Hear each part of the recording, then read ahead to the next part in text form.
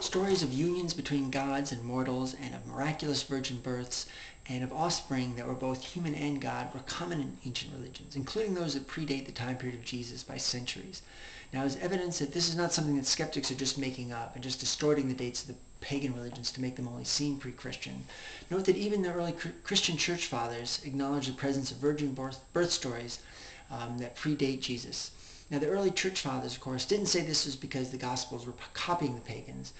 Their explanation, rather, was that Satan pre-plagiarized the Bible. That is, centuries before Jesus came to earth, the devil made something of a preemptive strike against him by planting these early virgin birth stories in pagan religions in order to trick the public into thinking that Jesus' virgin birth was just a copy of those stories. And the church fathers referred to this ploy of Satan's as plagiarism by anticipation, and also sometimes diabolical mimicry. And for anyone interested in reading the original source documents on this, one of the first comes from one of Christianity's very first martyrs, Justin Martyr, in his work Dialogue of Justin. Another comes from one of Christianity's first apologists, Tertullian, in The Prescription Against Heretics. Now, I'll talk more about this plagiarism by anticipation theory in a few minutes. First, I want to mention a few specific examples of pre-Jesus virgin birth stories.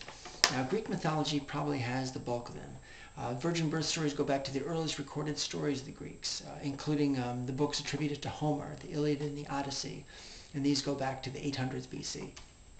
In Book 11 of the Odyssey, for example, the god Poseidon impregnates young virgin Tyro. Achilles, who's the hero of the Iliad, he's also the result of a mixed marriage, half god and half human. Now, when it comes to impregnating virgin maidens, Zeus is probably the main culprit.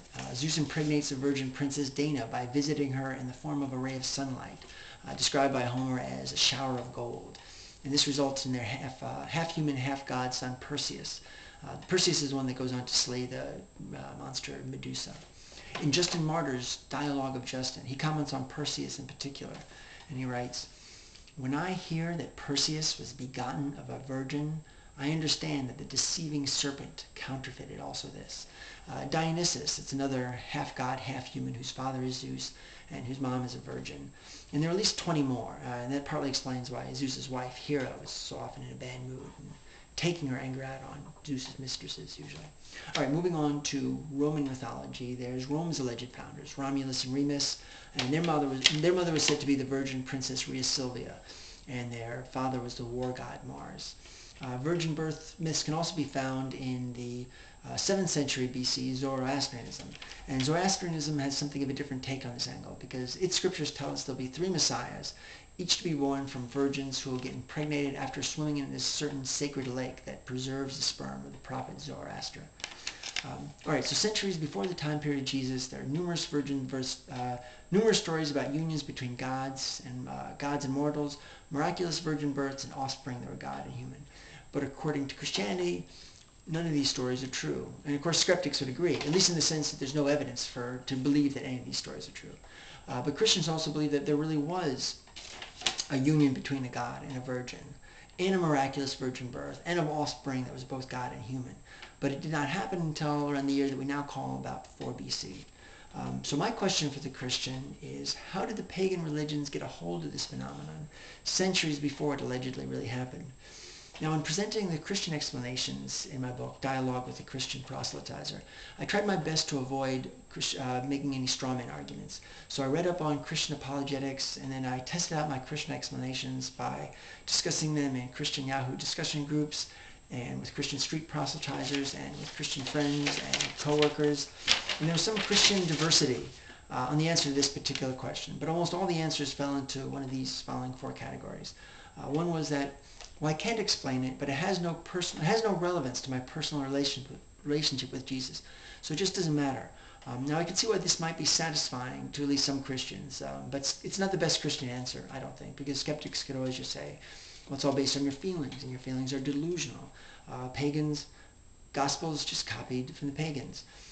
Another Christian answer was kind of the New Age tint on this, that God revealed hints of his truth to the pagans ahead of time.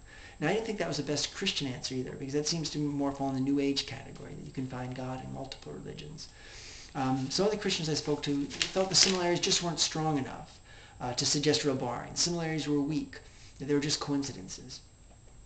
Now, on the one hand, I would agree that the parallels certainly are not exact. I mean, Zeus, for example, impregnates virgins, but he impregnates lots of women, including married women. And plus, Zeus was cheating on his wife, and obviously nothing like that's going on in the New Testament. So the stories are dissimilar in that way. On the other hand, though, none of the stories are exactly alike. I mean, in Zoroastrianism, it has virgins impregnated by swimming in a certain lake.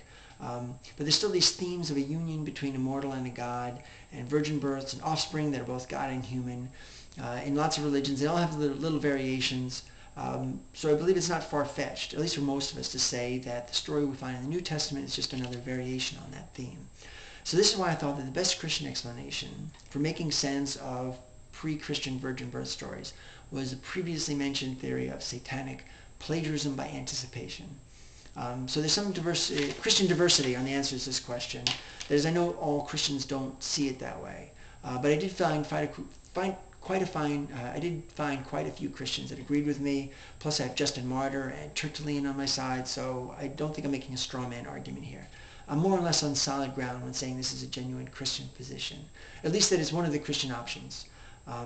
So the plagiarism by anticipation theory, that's one I'll discuss, and that will be in part 2.